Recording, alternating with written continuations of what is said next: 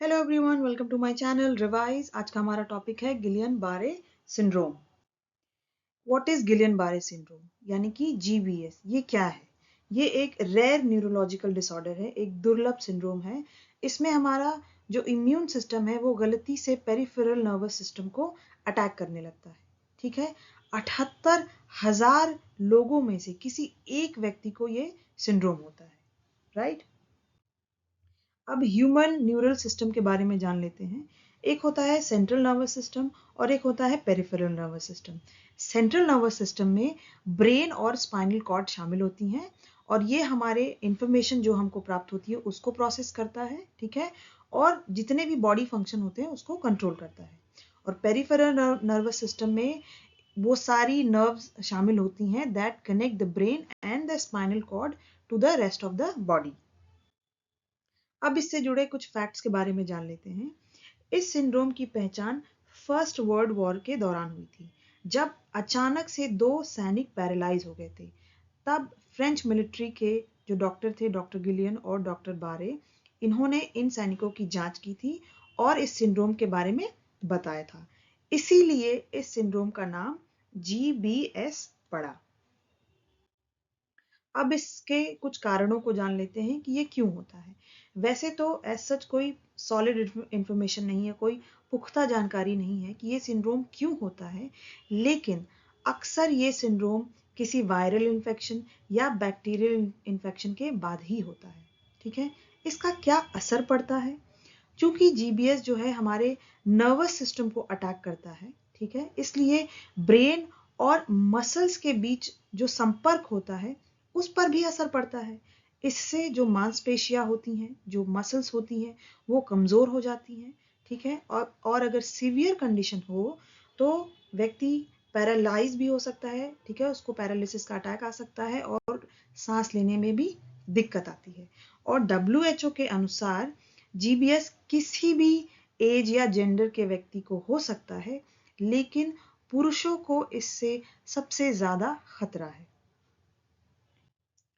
इसके कुछ सिम्टम्स के बारे में जान लेते हैं। ठीक है, अगर किसी को जीबीएस होता है, उसको सिम्टम्स क्या महसूस हो सकते हैं?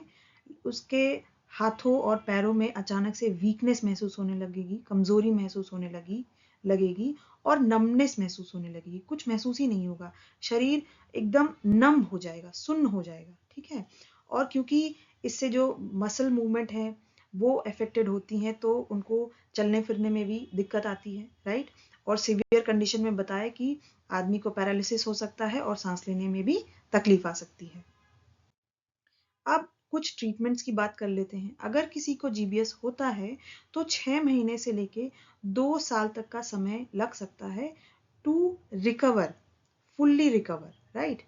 अगर टेक्नोलॉजी की बात करें तो एक होता है प्लाज्मा एक्सचेंज थेरेपी। ठीक है, जो प्लाज्मा एक्सचेंज थेरेपी में इसमें क्या होता है कि मशीन के माध्यम से जो बैड प्लाज्मा बनने लगते हैं शरीर में, उसको फ्रेश प्लाज्मा से सब्सटीट्यूट कर दिया जाता है। ठीक है, इससे क्या होता है कि जो इम्यून सिस्टम है जो अटैक कर रहा होता है हमारे नर्व्स को, वो बंद हो जाता है, वो ब्लॉक हो जाता है और हमारी जो बॉडी है वो हील करने लगती है। ये डायलिसिस के जैसे ही है। जैसे डायलिसिस में नहीं, किडनी फेल हो जाती है तो लोग पेशेंट को डायलिसिस पे रखते हैं ताकि उनका जो फिल्टर हो सके उनका ब्लड, उसी तरीके से ये जो थेरेपी है प्लाज्मा एक्सचेंज थेरेपी बिल्कुल वैसे ही होती है। ठीक है, नेक्स्ट है इम्यूनोग्लोबुलिन थेरेपी।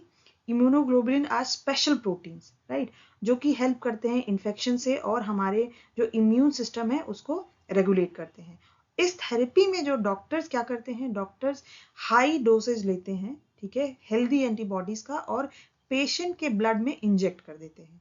इससे क्या होता है, जो हार्मफुल एंटीबॉडीज होते हैं वो ब्लॉक हो जाते हैं और जो अटैकिंग नर्व्स होती हैं वो भी ब्लॉक हो जाती हैं और सिम्टम्स धीरे धीरे कम होने लगता है और पेशेंट की रिकवरी होने लगती है।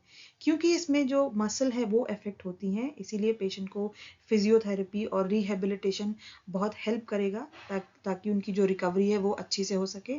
ठीक है, और सपोर्टिव केयर तो ज़रूरी है फॉर फुल रिकवरी। और प्रिकॉशंस की बात कर लेते हैं कि अगर ऐसे कुछ सिम्टम्स महसूस हो रहे हैं तो फटाफट से मेडिकल अटेंशन लीजिए। खुद डॉक्टर बनने की ज़रूरत नहीं है। ठीक है, डॉक्टर को कंसल्ट करिए, उनसे पूछिए और जानने की कोशिश कीजिए, ठीक है, और हाइजीन अच्छी रखिए, ठीक है। और पोस्ट जो रिकवरी है उसके बाद क्या कर सकते हैं आप, इम्यून सिस्टम है उसको अच्छा रख सकते हैं to prevent immune over reaction, ठीक है। एक्टिव रहना तो सबके लिए अच्छा है, तो एक्टिव भी रह सकते हैं to maintain nerve and muscle health. अगर आप मेरा चैनल पसंद कर रहे हैं तो प्लीज़ इसको लाइक कीजिए, कमेंट कीजिए, शेयर कीजिए और सब्सक्राइब कीजिए। Thank you so much.